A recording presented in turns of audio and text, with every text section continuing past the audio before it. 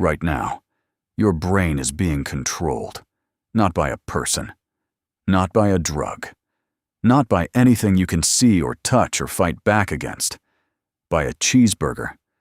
And before you laugh, hear me out, because what I'm about to show you is one of the most sophisticated psychological operations ever run on an entire country.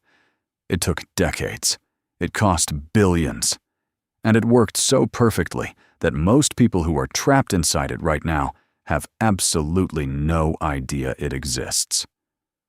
Stay with me for the next few minutes, because by the end of this, you are never going to look at fast food the same way again, and I mean that literally. It started innocent, fast, cheap, easy, no waiting, no effort, just food. Instantly? And then one name showed up that changed the entire trajectory of American eating forever. McDonald's. But here's what nobody told you about McDonald's. It was never really a food company.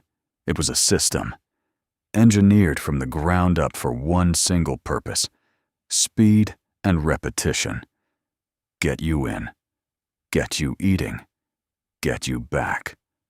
The faster they made the food, the more people wanted it. And that's when they discovered something that changed everything. Your brain would do the rest of the work for them. But how they figured that out, that's where this story gets genuinely disturbing. In the 1970s, food scientists made a discovery that the fast food industry buried so deep, most people still haven't heard of it. They called it the bliss point. Here's what it means. Your brain has a threshold, a specific combination of salt, sugar, and fat that triggers your reward system so perfectly that you stop feeling full and start feeling the need for more. Not too much, not too little. Exactly enough to keep you eating without ever reaching satisfaction. And once food scientists figured out where that threshold was, every major fast food chain paid them enormous amounts of money to hit it, in every product, every time.